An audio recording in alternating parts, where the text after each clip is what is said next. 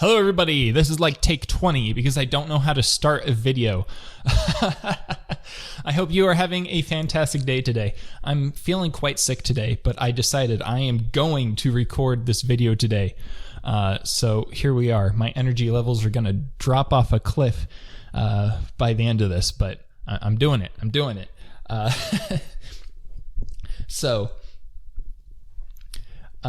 I was born into a religion called the Church of Jesus Christ of Latter-day Saints, which stems from a religion that Joseph Smith founded in 1820, known as Mormonism at the time.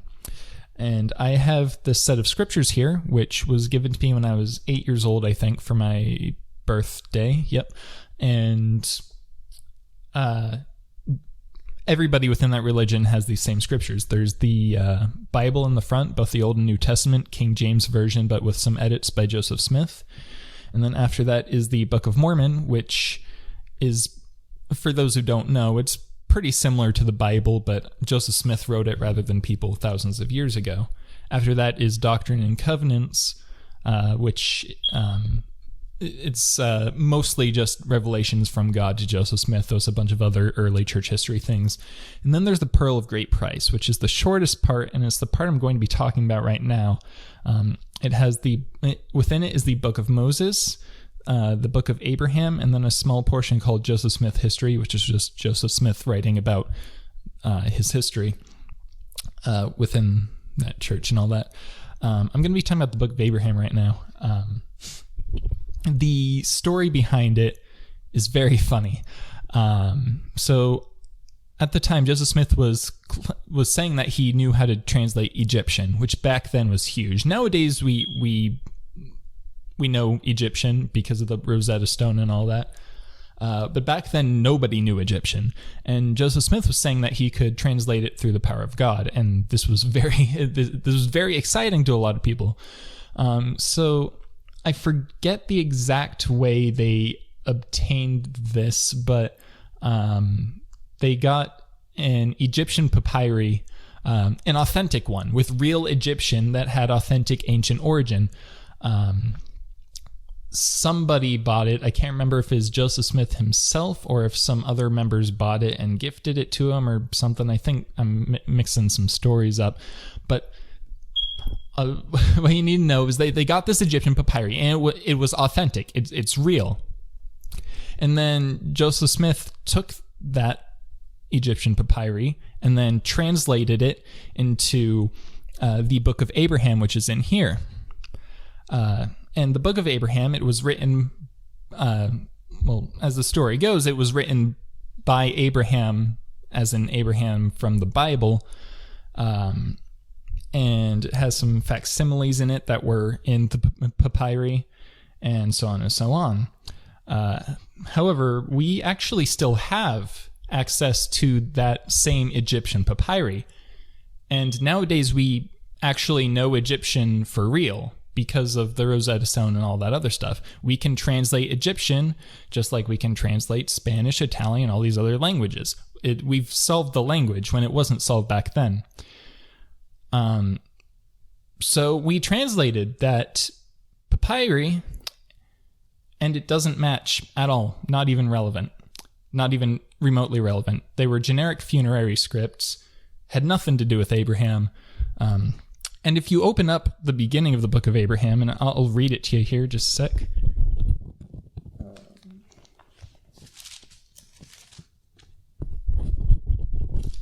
See, I read my scriptures so much that all the pages are falling out. I read these so many times over. Right at the beginning, the Book of Abraham. This is the front page. The Book of Abraham, translated from the papyrus by Joseph Smith. A translation of some ancient records that have fallen into our hands from the catacombs of Egypt. The writings of Abraham while he was in Egypt, called the Book of Abraham, written by his own hand upon papyrus. And it's fairly short, the whole book. Not short enough to read, obviously. It's a few chapters. But it said right there, written by his own hand. But we've translated the papyrus now, and it's something else. It's funeral scripts. Abraham didn't write it. We know this. Along that same topic, there's something called the Kinderhook plates, which most members of that religion don't know anything about. It's actively hidden from them. It was actively hidden from me. What happened was some people, they saw Joseph Smith going around claiming he could translate all these different languages.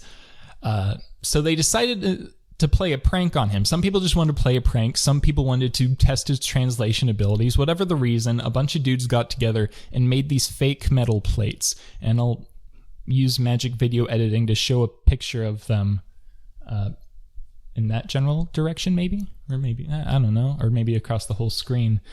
But yeah, they made these fake metal plates, as you can hopefully see right now.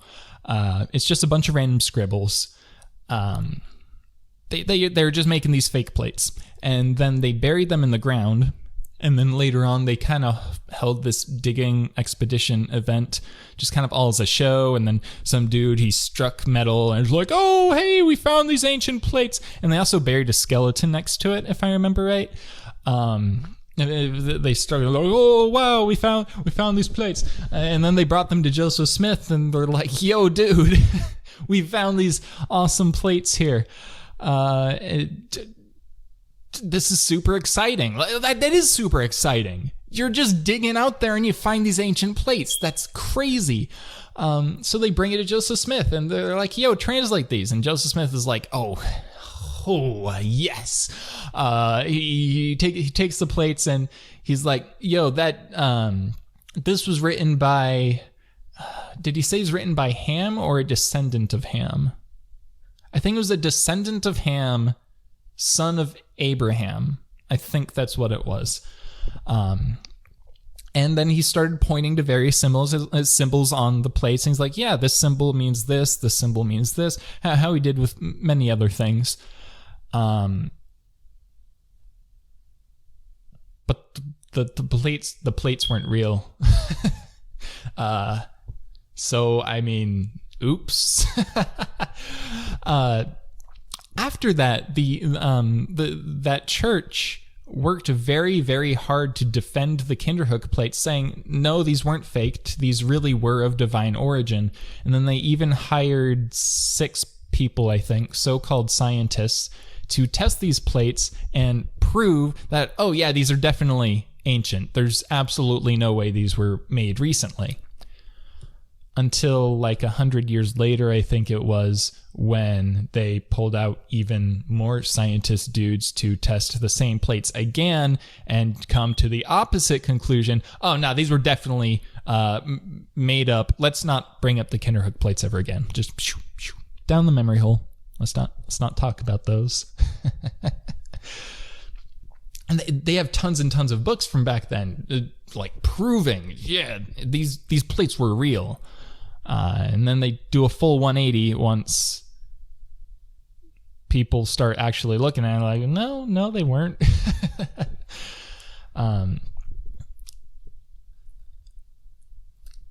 Oops. That's another oops.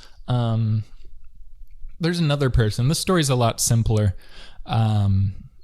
There's this one dude who wanted to test whether Joseph Smith can actually translate things. Joseph Smith was claiming to translate Greek at the time, using the power of God. So what this person did was he took the Book of Psalms from the Bible, but a Greek version of it, and he just brought that to Joseph Smith. That's all it was, the Book of Psalms in Greek. Brought it to Joseph Smith, and he said, yo, you said you can translate Greek. What does this say? Joseph Smith, not realizing it was a trick, was like, oh, hey, this is a Greek dictionary. See, this says that this means this, and this means this, and this is an explanation, that, so on, just making things up. And then right there and then, the dude was like, no, it's the Book of Psalms in Greek. Oops. That incident actually wound up being published in a local newspaper.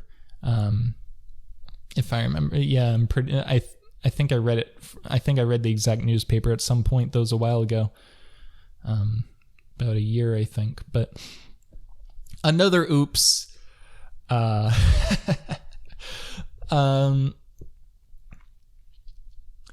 I have hair now, by the way.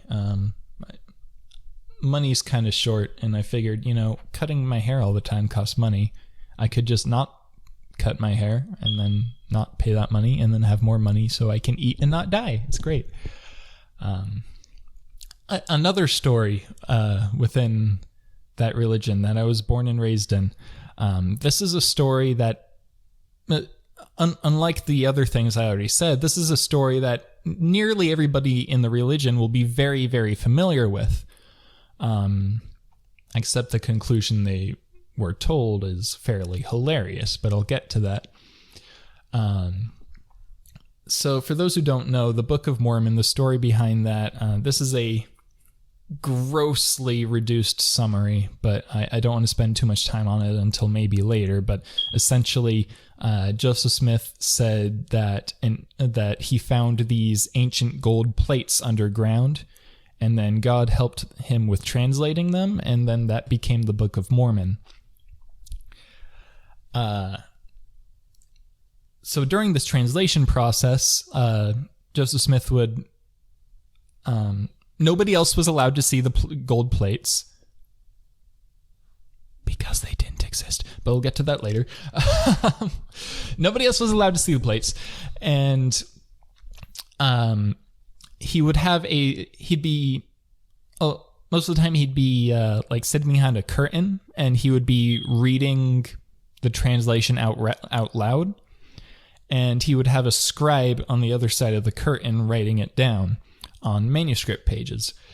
And so first he was translating something called the Book of Lehi, which is not currently in the Book of Mormon. We do not have the Book of Lehi. And it wound up being around 116 pages.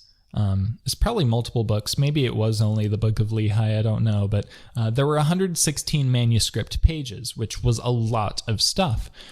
And Martin Harris, the scribe at the time, was very, very, very excited about this.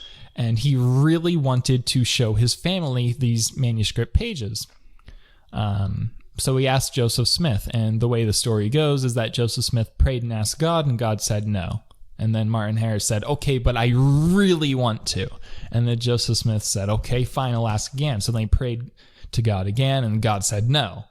And then Martin Harris was like, okay, but like I really want to though. And then Joseph Smith was like, okay, I'll ask God again. And then he asked God again, and then God was like, okay, fine. And then I will note that I actually don't know whether that actually happened, the whole praying 3 times thing. It may have been made up. It may not have been. I haven't looked into it yet. That's just what I was taught in church and in seminary and in all the other billion other church-adjacent things. So God finally said yes, according to Joseph Smith. So Martin Harris took these manuscript pages, and then boom, they disappeared. And Martin Harris came back and was like, yo, the pages are gone. Oh no. And there's a common story that Martin Harris's wife burned the pages to test Joseph Smith's translation capabilities. I don't think there's any actual hard evidence of that happening. So I think that was just a theory, or rather a hypothesis, which doesn't really have much to back it up. But that's what I've seen circulating a lot. But what we do know is that the pages were gone. And it's likely that it's very, very likely that it was done to test Joseph Smith's translation capabilities, because obviously he's translating this from this set of gold plates he has. So if he loses the pages, I mean, that sucks, but he can just translate it again. Those of you who have nothing to do with this religion who are watching right now are probably thinking, well, Joseph Smith's kind of screwed here, isn't he? Because the plates aren't real. How does he get out of this one? Now, the way he got out of it is so basic and backwards and illogical that oh my gosh, it's hilarious. Joseph Smith said, okay, some evil anti-Mormons got a hold of these manuscript pages, and they're going to edit these pages and then make the edits look like the original, so that when I translate it again and then publish the actual translation, they are going to point to the differences between them and then use this to prove that I cannot translate. I'm not joking. And members of the religion know about this, know about that story, and they hear that, they see that excuse, they're taught that excuse, and they're like, oh yeah, okay, that's fine. Later into this video, I might start talking about brainwashing and how that works, but they believe that's reasonable. So what happened was, so the Book of Lehi, as I said, does not exist because it was in those pages that were lost. The gold plates didn't actually exist, so Joseph Smith couldn't translate it again. So he moved on from the Book of Abraham to Mosiah. This is something almost nobody within the religion knows. Mosiah was written first, even though it's in the middle of the Book of Mormon.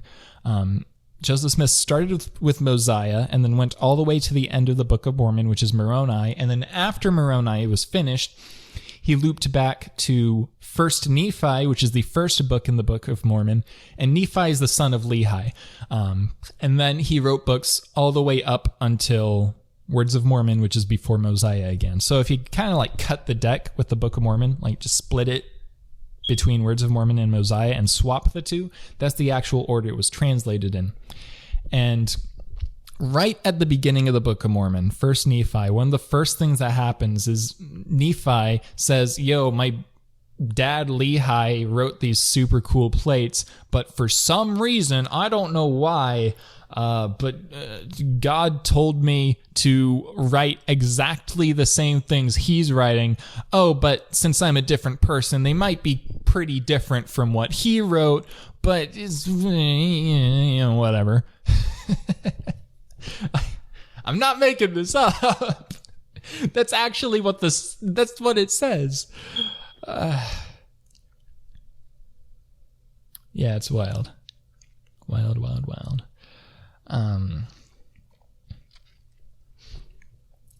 Within that... Ooh, a spider. Hi. Within that religion, there's something called the first vision, usually spelled with the first letter, with the F and the V capitalized to show it's special. The way the story goes, and this is taught nearly every week in church and all the time in seminary, and then all the other outside activities and trek and all, just so over and over and over again. You're taught about this first vision story. There are all these super emotional videos about it using Heart Cell. Look it up. It's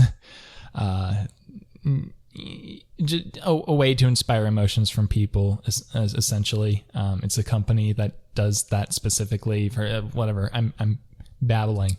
The first vision, the way it was taught to me and the way it's taught to everybody else, what we're taught is Joseph Smith was 14 years old and he was looking at all the different religions, trying to figure out which one was true, and he's constantly studying his scriptures, his Bible, and going to all these different churches and trying to figure out which one was true. But he had no idea which, because they're all fighting with each other and they all only cared about money and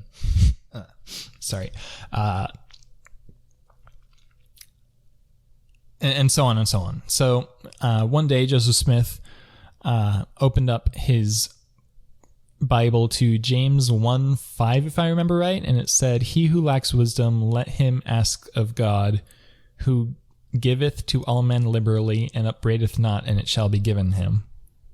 I think I got one or two words off, but that's the general gist of it. He who lacks wisdom, let him ask of God. So as the story goes, Joseph Smith read this scripture and he was inspired, and he went into this place called the Sacred Grove, once again, usually spelled with capital letters at the beginning, and he knelt down and prayed. And then, as the story goes,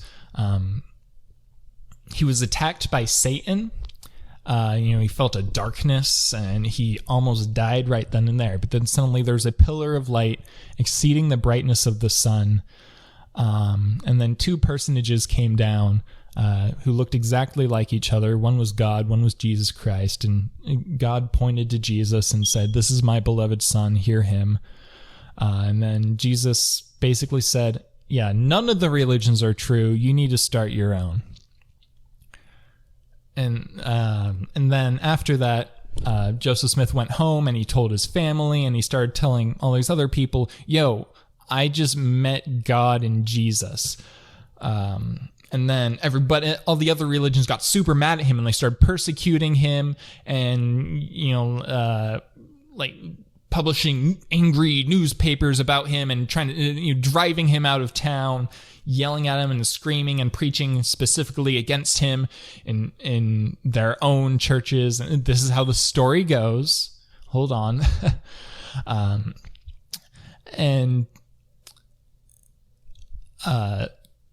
People started persecuting him for that, and it got really huge. But then other people, they were inspired by his story, and they decided to follow him, and it, went on to become that religion as it is known today. At least that's how the story goes. Here's the thing: this religion was founded in 1830, and the first vision, according to the stories, happened in 1820. Here's the issue. And actually, before I get to that, there's a quote from Gordon B. Hinckley, prophet of the entire church. He was 2 prophets ago, which meant he owned the entire church. That's what the prophet is. He said, "The entire truth of this church," I won't get the quote exact. I obviously don't have it memorized, but maybe I'll put it on the screen. Editor magic. Said something along the lines of, the truth of this church relies solely on the truth of this first vision. If the first vision is true, if the first vision is false, then it's all a fraud. And if the first vision is true, it's the most beautiful and glorious work on all the earth.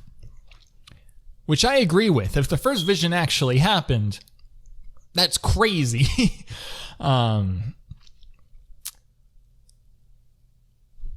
if it didn't happen, the whole thing's made up. The absolute earliest record of the first vision's existence anywhere is Joseph Smith's personal journal in 1832.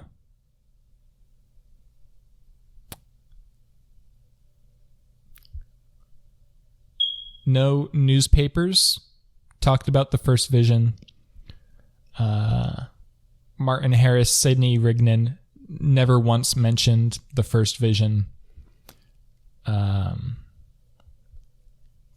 Some early anti-Mormon books that were released at the time never once mentioned the first vision. No prophet or apostle mentioned the first vision. The only record we have of the first vision was Joseph Smith's personal journal in 1832, 2 years after the church was founded and 12 years after the event allegedly happened. After all that persecution apparently happened. And then it gets worse. The earliest record we have of anybody other than Joseph Smith knowing about the first vision is 1840. That's 10 years after the church was founded, 20 years after it allegedly happened. The church published the Book of Commandments, which was an earlier version of the Doctrine and Covenants. No mention of the first vision. The Book of Mormon, no mention of the first vision. The church published some early missionary pamphlets that told people how to teach about the church to other people and so on. And missionary work nowadays has a very, very heavy focus on the first vision. I think it's the first thing you teach. You visit some people, tell them about the church, and the first thing you bring up is the first vision. Very, very important. Back then, missionary pamphlets released by the church, no mention of the first vision. Nowhere.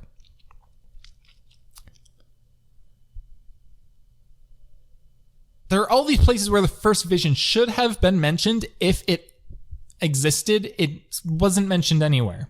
It's a story that was made up after the fact, and then the church worked very hard to insert things to make it look like it all actually happened, which is the reason why they're dumping so many millions of dollars into making all those inspirational movies and then teaching in church over and over and over and over and over again. It never actually happened. And the funniest part is the record that Joseph Smith wrote down in 1832, that isn't even the record we currently use. Joseph Smith wrote about the first vision multiple times, and every time he wrote about it, the story was significantly different. Early on, the earlier records of the first vision never even said God and Jesus got involved. It just said a bunch of angels came down. In the account of the first vision people are taught now, that doesn't even mention any other angels. It just says there's God and Jesus. But back then, it was only angels. And then I think there's a version where there was only God, and one where there was only Jesus. And then some where Joseph Smith went there already knowing that none of the churches were true. And just all these heavily conflicting stories, all of which were invented way later because the event never happened. It's insane. And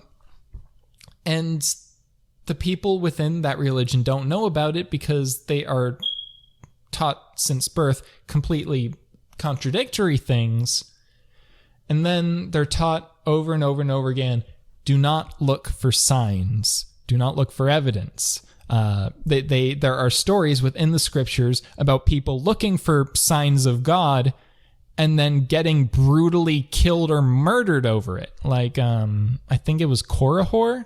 I might be getting some names mixed up, but I think Korihor was it may have been somebody else, but I think it was him who asked for a sign of God, and then he was struck dumb, meaning he wasn't able to talk anymore, and then he eventually died from... I can't remember if he was the guy who got run over by horses or if he fell off no, he didn't fall off a building. I think he was the guy who got run over by horses and then eaten alive. Maybe. Or maybe that's somebody else. In any case, there's a recurring theme within the scriptures and within what is taught in church and in seminary. You do not look for signs. You pray to God and you ask God to give you a good feeling when you ask whether it's true. And if you get a good feeling, it's true. Of course, the big glaring issue most people watching this are already aware of is that nearly every religion does the same thing. And then members of those religions pray, and then God tells them that their religion is true. Okay, how do you know the difference? Not all religions can be true. It's either one of them or none of them. And given all of them are equally lacking in evidence here, the conclusion seems fairly clear. But that's especially true in the case of the Church of Jesus Christ of Latter-day Saints, as well as all various sects of Mormonism, where we have very clear evidence that it's all made up.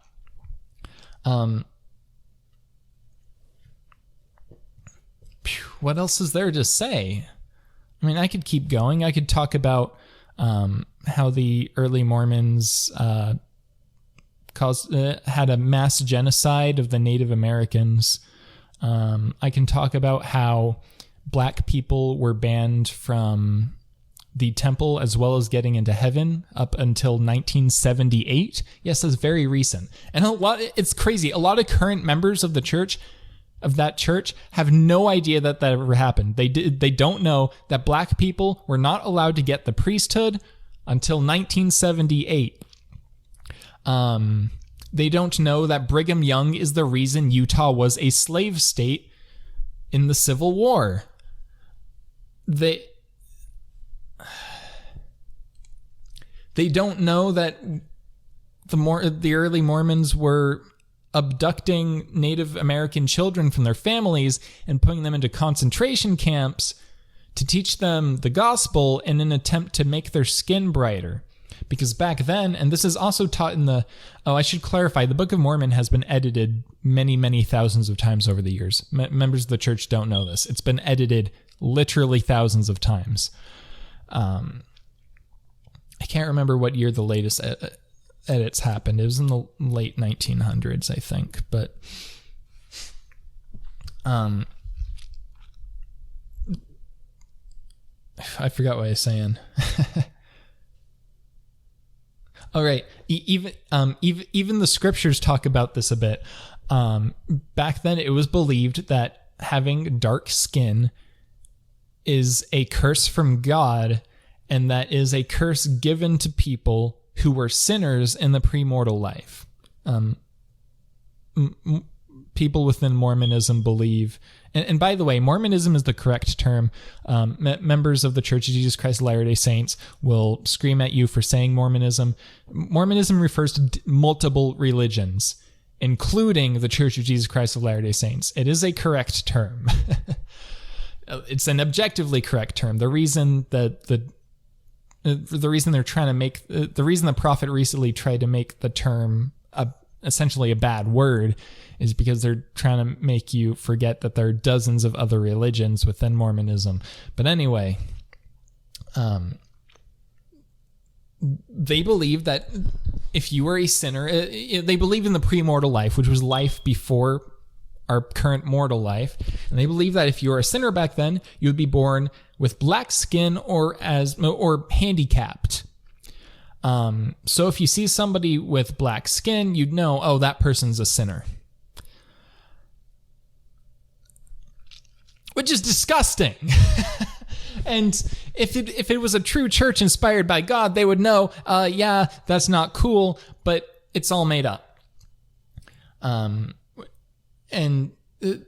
to my knowledge, before 1978, the only black people, the only person I know of who was able to get into heaven before 1978 was a black person who was sealed to Joseph Smith as an eternal slave. Yeah. Was it Joseph Smith or Brigham Young? I can't remember. Brigham Young is the prophet after Joseph Smith.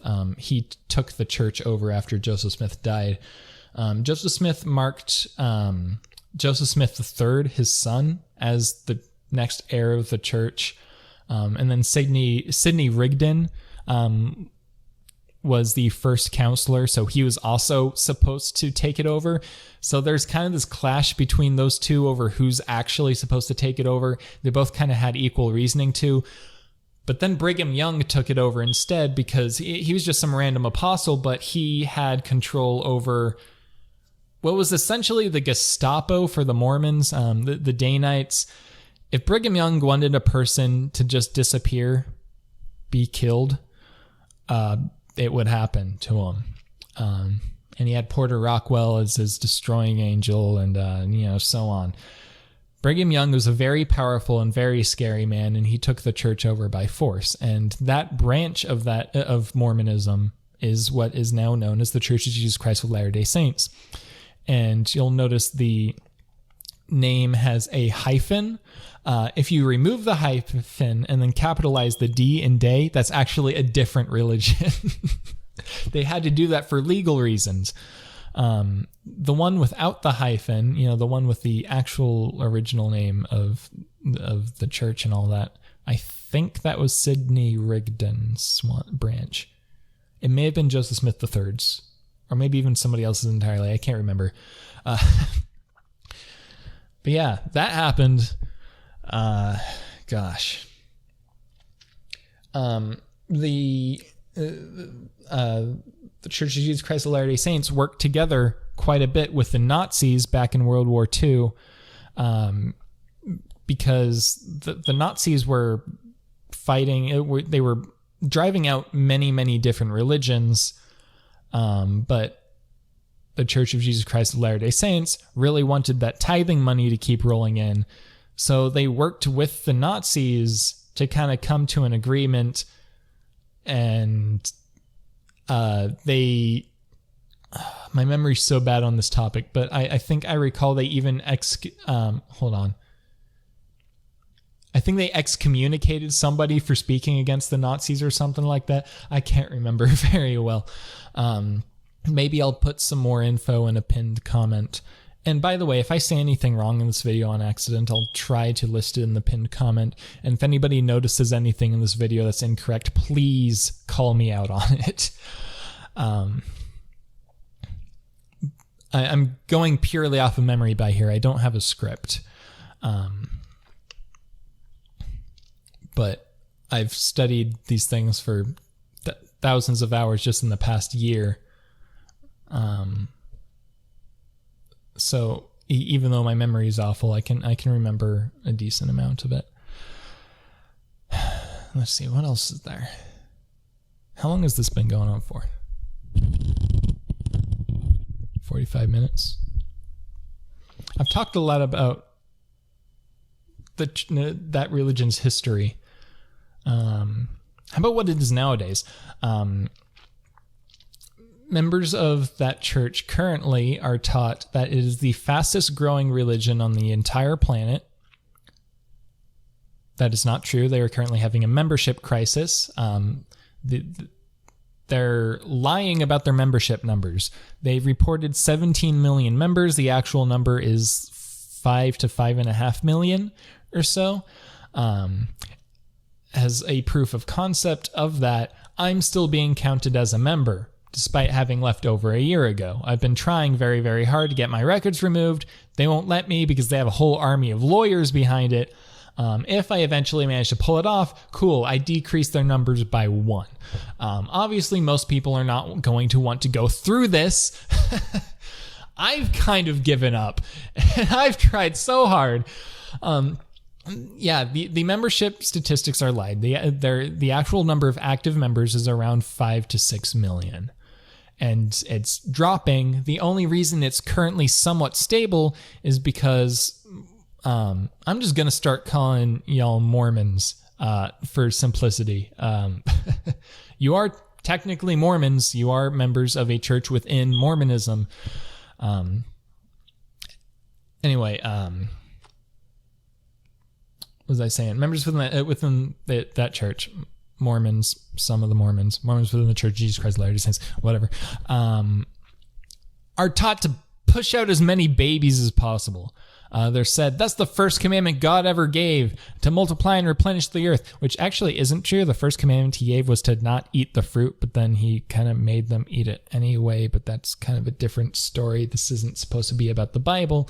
This is about the religion I was raised in. And yeah, people are encouraged to have as many babies as possible, as soon as possible. And so the church's membership is staying somewhat kind of stable in Utah and is absolutely dropping everywhere else. And I'll reiterate that I was constantly taught repeatedly over and over and over again, this is by far the fastest growing religion on the entire planet. And it has to be. If it's the one and only true church, and the way to know it's true is to pray to God, and just by praying to God, he'll direct you directly to the true church, it's got to be the fastest growing one on the planet, which is why they have to keep lying about this, but it demonstrably isn't true. In fact, Jeffrey R. Holland, a very famous apostle currently, recently said that the church's biggest problem is its staggering growth, and that they are adding double-digit stakes every week. A stake is a group of wards, and a ward is a single congregation, which oftentimes has well over 100 people. In Utah, there's sometimes up to 500. it's crazy that he told such a blatantly obvious lie, because the church also releases statistics on how many steaks they add every year. And the year that he said that, and he clarified, okay, maybe it's not too much sometimes. Maybe it's 15 or 14. He said those exact numbers. They were averaging 1 to 2 steaks per week. Nowhere near the double-digit numbers that he was lying about. But they have to keep up that lie. And they can do that safely because the church is brainwashing children from birth. You don't look at outside sources. You only look at church-approved sources.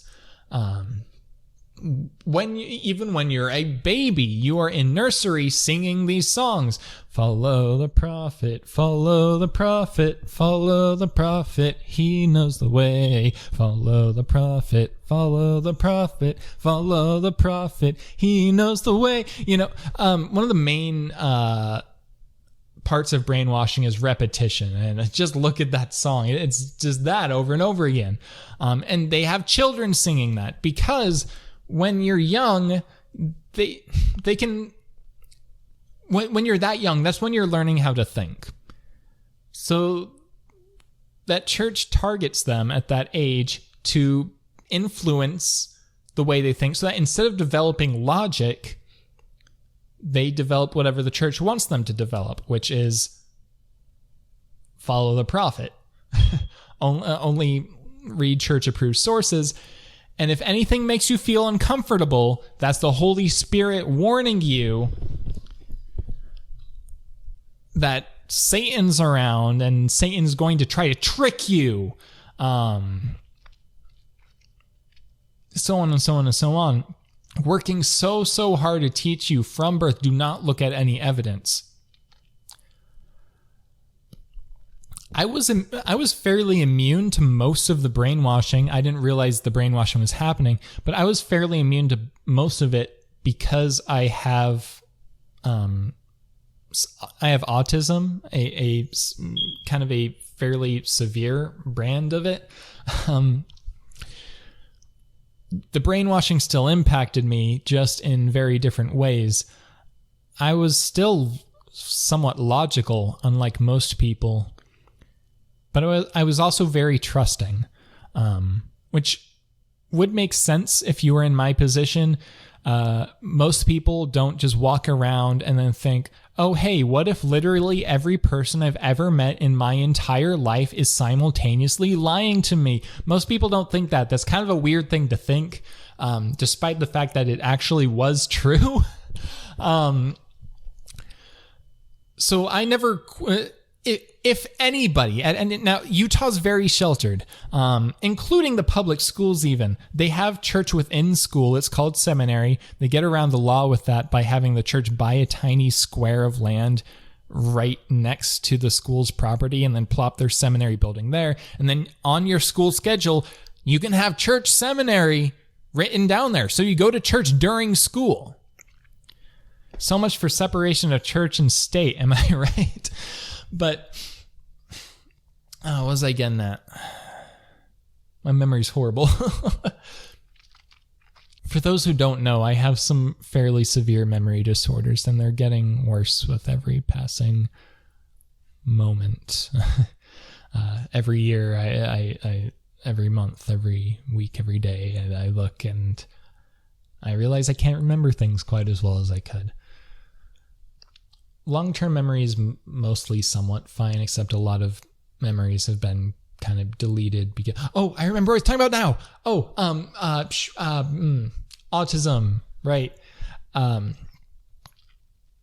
don't know why I brought up seminary, though. But anyway, I was fairly immune to most of the brainwashing. I was still capable of logic, but I trusted everybody, which was my downfall. Because everybody, as it turns out, everybody's lying to me. If a single person at any point in those 21 years challenged me and said, hey, by the way, the church isn't true, just think about it for a bit, I probably would have left. I probably would have stopped and thought about it and try to think through those things and try really hard to prove it, beyond all of the infinite amount of anecdotal evidence that we're fed with. And I would have left, but that never happened. Right? I remember why I brought up seminary now. I was talking about how sheltered Utah is. Never at any point did I meet anybody who challenged me on my religion. So questioning it would have been about as ridiculous as asking whether the earth is actually round, or a better example, if the sun actually exists. Everybody you've ever met in your entire life is saying this thing is true. You kind of have to be the crazy one to question it, right? Now, obviously, this isn't the case in most other religions, but that's where the brainwashing comes in. It's very different from most religions in that aspect. It used to be 3 hours of church until recently. Now it's only 2, but it used to be 3 hours of church, and then you'd have family home evening, which is church on Mondays, and then you'd go to church on Tuesdays, or Wednesdays or Thursdays, depending on the year, to go to scouts or young women's meetings. When I say scouts, it was church adjacent. So church on those days as well. And then you'd have weekly or monthly temple trips. In practice, more like monthly or yearly, because people are kind of lazy with that. But, temple trips happening all the time. And then on Saturday, you'd oftentimes have other church meetings depending on your calling. You'd go in to clean the church because the church doesn't want to spend money hiring employees to pay their churches when they can just have their members do it for them.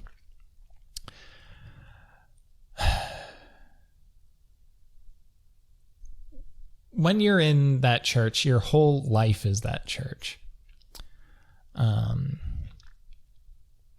And sometimes literally your whole life is that church. The Church of Jesus Christ of Latter-day Saints owns the world's largest legal human trafficking organization, and that's called the Mission Program. It is required for every male, and technically optional but heavily encouraged for every female, to go on a mission, which is where for 2 years, or 18 months if you're a female, you pay them $12,500 so that they can ship you off to a foreign country to teach people to join the church. Oftentimes it's teaching poor people that they need to pay their tithing before feeding their families. And I'm not making that up. I'll put a quote from Russell M. Nelson, the current prophet, on the screen here. He said something like that. He said, the only way to escape your cycle of poverty is to pay your tithing. It's scummy.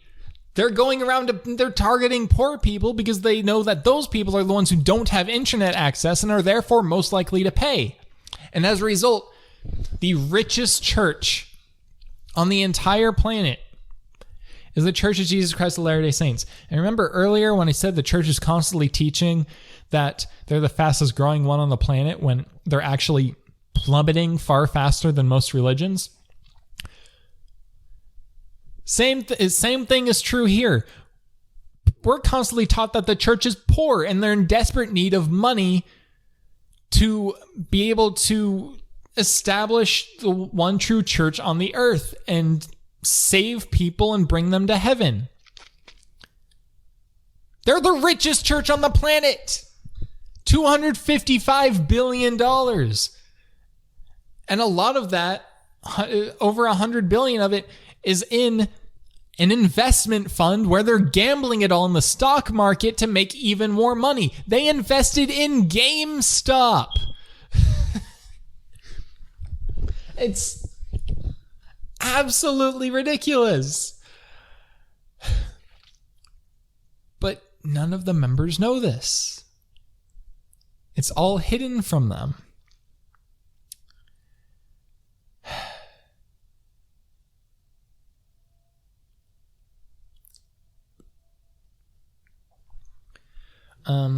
I'm just now remembering something Jeffrey R. Holland said. As I said before, very, very popular current apostle. There are 12 apostles, well, 15 apostles actually. He's one of them. He said that whenever people speak against the church, they always have to dance around the Book of Mormon and avoid mentioning it. Once again, I don't know why he said this, because people speaking against the church tend to address the book very head on. And because he said that, I feel obligated to do it here. The Book of Mormon. People within Mormonism always say, how could Joseph Smith have possibly written this book? Obviously, a magic man from heaven inspired it to him instead. And a bunch of angels visited him, and, that's more plausible. Anyway, how could he have written a book? Well, here's how.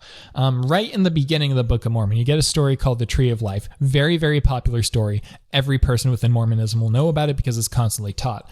The way the story goes is it was a dream that Lehi had. He went to the Tree of Life, which had white glowing fruit, tasted it, best thing he ever tasted, and he wanted his family to taste it. And Nephi came and tasted it, and then Laman and Lemuel, Sam came and tasted it as well. Laman and Lemuel, the evil brothers, they didn't want to. And then there's this great and spacious building filled with people drinking alcohol and all that, which is funny because Joseph Smith drank alcohol all the time, but the church members don't know that. He even smuggled alcohol into Carthage jail before he was murdered. Anyway, great and spacious building with all these evil people doing evil things like having fun. They were there pointing and laughing at the people eating the fruit on the tree. And then the giant building crumbled and they all died. And the only people who were okay in the end were the people eating from the fruit. And to get to that tree, you need to hold on to an iron rod, which leads you up there. And if you let go of the rod, you'll be lost in the fog forever. And that's where the song comes from. The iron rod is the word of God. Yeah, I still have all the songs memorized from church because they pound them into your head. It's one of the main brainwashing things because it works very effectively with children, including songs singing about how much your dad loves you, which was great when mine was extremely abusive. But anyway... kind of getting off topic there. What was I saying? Right. Tree of Life story. Here's the thing. That story was stolen from Joseph Smith's father, Joseph Smith Sr. Joseph Smith Sr. was a drunkard. He was at the bar all the time, heavy alcoholic, kept wasting the family's money on scams and all that, which is why their family is so poor, and that's why Joseph Smith started scamming people himself, which is the origin of the Book of Mormon. That's a fairly long story. I might get to that later, but probably not. I wanted this video to be fairly short, and it's already longer than I wanted it to be. But Joseph Smith Sr. had a dream where he was in this field with a stream along the side, and he went to this tree with glowing white fruit, and he ate it, and he was happy, and he wanted his family members to come and eat it too, so on, great and spacious building, Tree of Life story. And Joseph Smith's mother wrote about this in her journal. Joseph Smith literally just stole that story and put it in the Book of Mormon. So that's how he wrote that. It's not just magic, oh, God gave it to him, he stole it. After that, you have 2nd Nephi. Oh, how did he write that? Almost the entirety of 2nd Nephi is copied and pasted from the book of Isaiah in the Bible, as it says in there. You keep going, you'll look at the war chapters. Those were plagiarized from a book called View of the Hebrews, which Oliver Cowdery had. As well as the late war, which Joseph Smith had. Just read those books and you'll see a lot of the things that were stolen. The Book of Mormon is over 500 pages. I can't address everything individually, but the way it was written, it was plagiarized. And the parts that weren't plagiarized are hilariously stupid, like the stories of Nephi in the beginning. Nephi wants the brass plates, so he goes to a king called Laban. Laban says no and refuses to give him the plates, drives him out, and then they go back, and then Laban, the king, is drunk in the middle of nowhere with no guards. So Nephi cuts his head off and then puts on Laban's clothes. Notice the order there? He cuts off Laban's head. I'm aware that Joseph Smith probably hasn't cut off anybody's head before. I'm pretty sure most people watching this video haven't ever cut off anybody's head. But I think we can safely assume that severing somebody's entire head probably has a bit of blood involved, maybe? He cut off Laban's head, put on Laban's clothes, and then he used that to trick his servant into thinking he was Laban. And yes, Laban's servant for life thought Nephi was Laban because Nephi just put on his clothes, with the blood magically disappearing, I guess. And Nephi apparently had his same voice, I guess, and looked the same just by wearing the clothes. And it was all kind of this super poetic build up to this servant of Laban joining Nephi and the crew. His name was Zoram. And then Joseph Smith later just kind of forgot about Zoram and never really mentioned him again. It's kind of funny. There's also the super inspiring story always taught within this religion where Nephi is hunting and then his bow breaks. So then they can't get any food. Here, I'll explain the story the way it's told in the scriptures. They're all hunting and they have tons and tons of bows and slings. It says that explicitly. It says they have multiple bows, multiple slings, all these various things. And then Nephi's bow breaks. And because Nephi's bow broke, none of them get any food at all.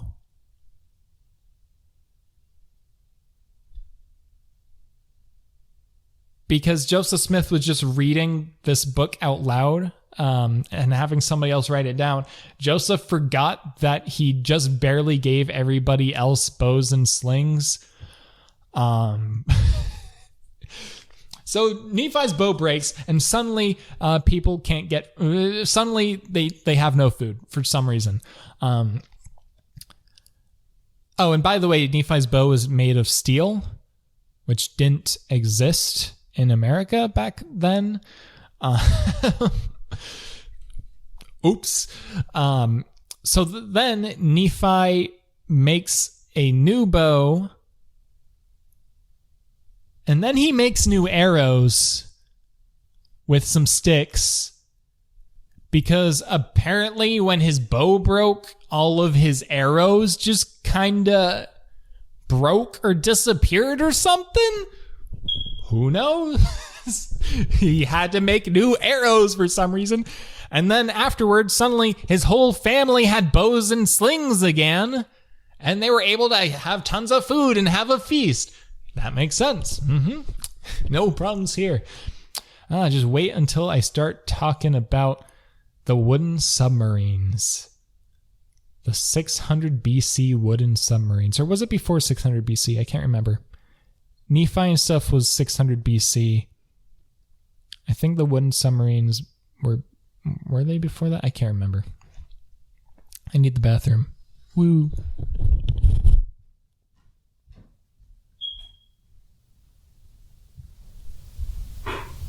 Sir, are the chicken nuggets, stamps, dice, and beat that will 50 natural. Yeah! I forgot what I was talking about. Let's talk about the witnesses. Right at the beginning of the Book of Mormon, first page, or second page or something. Right at the beginning, before the actual scriptures start. Testimony of the 3 witnesses and the testimony of the 8 witnesses. And these are people who allegedly saw the gold plates that Joseph Smith translated the scriptures from. Obviously, if these gold plates were real, then the church kind of must be true. Except we already showed that it's not with all those other things, but let's ignore that. For their sake, let's ignore it. And let's look at the 3 witnesses and the 8 witnesses, people who saw the gold plates.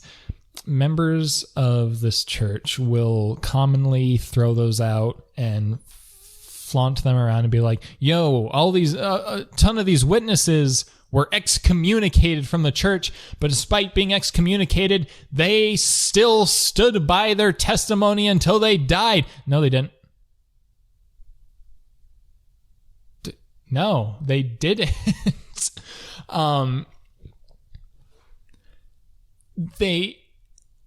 It's not even their testimony. On the screen, hopefully, I will show a picture of the paper that they signed. In the scripture, it's all typed in the scriptures. It's all typed out, and it shows their names at the bottom, saying it's their signatures. I'll show the original page with the signatures on here. Look at the signatures.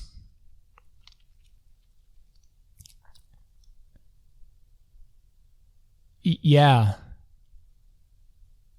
You see the problem? All of the signatures are in the same handwriting. You can't make this up. Very distinct handwriting. That is Oliver Cowdery's handwriting. Oliver Cowdery forged their signatures. Now the witnesses, they knew about this and they approved of it. But what happened is they wrote down this testimony. The witnesses didn't. Oliver Cowdery and Joseph Smith wrote down these testimonies, and they're like, "Yo, does this work?" And they're like, "Okay, sure." Wrote down their signatures, ship it off. When those witnesses were, a lot of these witnesses were excommunicated later on. Like when, for example, Oliver Cowdery was excommunicated because he caught Joseph Smith raping a teenage girl in a barn, underage. But they were excommunicated for various reasons. And when they were interviewed, there were not a lot of interviews later on that we have access to, unfortunately, but in all of them, every single time, they emphasized that they did not see the plates with their quote-unquote physical eyes. They saw them with their quote-unquote spiritual eyes. In other words, they saw them in a vision. So the witnesses that were written down, which the witnesses themselves did not write down, claims they leafed through the pages the physical plates, when what actually happened, according to them, is that they saw an angel bring the plates down to them, which they turned through, while the actual physical plates were simultaneously still in Joseph Smith's home. Oops, nobody saw the plates. And all these people, they hear Joseph Smith making these claims about these gold plates, and they're like, oh, cool, can I see them? No. Okay. Memory card is full. Oh, no. I just injured my hand rushing up to the camera. Okay, well, the memory card on my camera is full. Oops. I'll wrap this up. I'll finish what I said. Oh, wow. Okay. I think I really injured my wrist. I hit it on the table when I was running over to the camera when I saw this thing pop up on the screen. Hit the center of it right on the corner, like that soft spot right in your wrist. Nailed right on the corner. Phew. Ow. Okay, what was I saying? I forgot. Oh, my memory is so bad. I was talking about the witnesses, the plates and stuff. Yeah, nobody ever saw the plate. Oh, yeah. When the translation was finished, we were like, okay, cool, translation is finished. Can we see the plates now? Oh, God took them back into heaven. Wow. Real creative, real convenient. Nice. Before I wrap up, I wanted to talk. I'm going to keep going. The screen's just going to be black for you.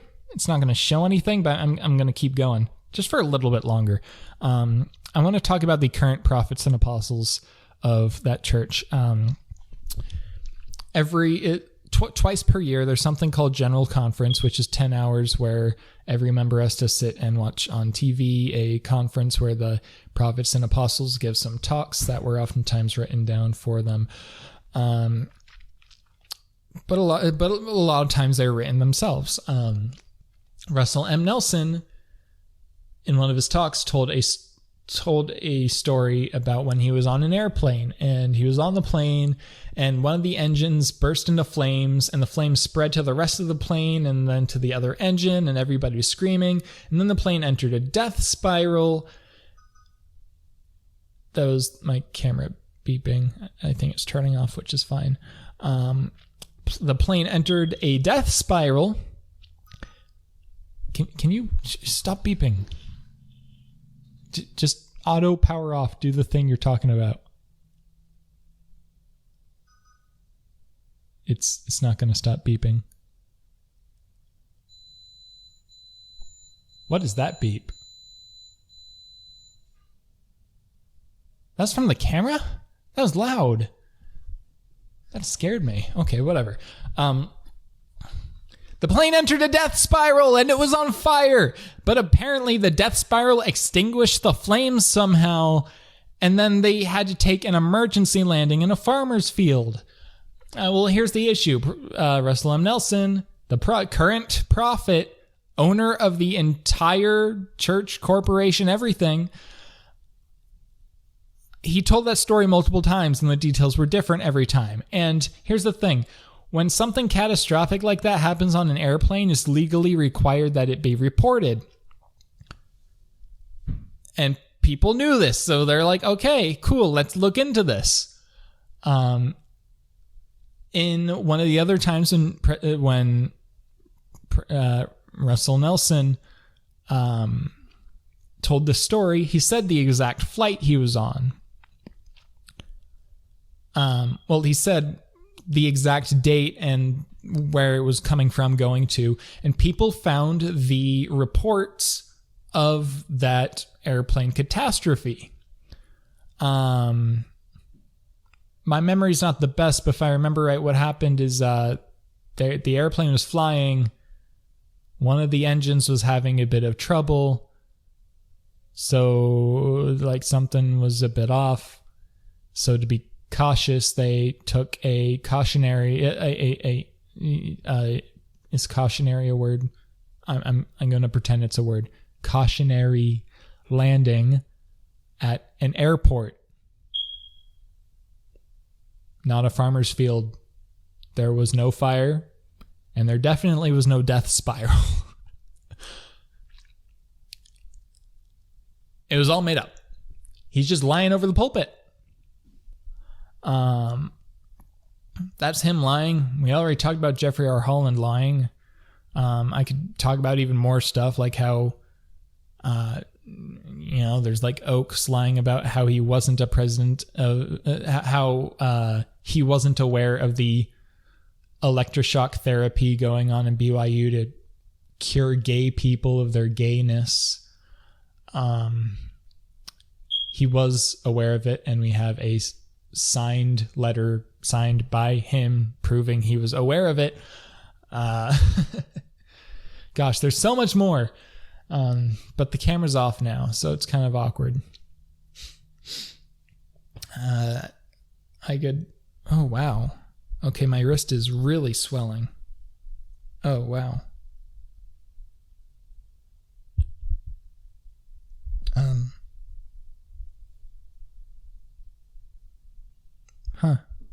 I hope I'm okay.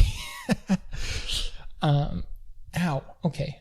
I cannot move my wrist that way. Okay, I don't know what I just did to my wrist. Gosh, there's so much more I could talk about. I was thinking I was going to end up kind of giving an overview of the history of the actual history of the church, which was essentially just Joseph Smith scamming people to feed his starving family. And then one of the scams involved him allegedly finding these gold plates underground, and Martin Harris was the main target of a scam because Martin Harris was filthy rich, and so on. I could talk about it forever, but I'm going to end it now. How long has it been? I've been recording for an hour 23 minutes. All right, I'm gonna stop it now. I'm very bad with outros. And I unfortunately didn't really get to talk much about my own personal experience within it. This religion has destroyed my life. And I've repaired it decently, definitely with the help of others. I'd say others have been able to help more than I have, but I wasn't even in a position to be able to help myself at all. I've just been totally screwed over and over and over again. And I'm worried the same thing's going to happen to my brothers, but what can you do?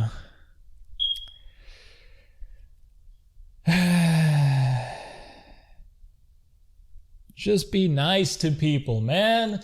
Like that. Lesson of the day, just be nice.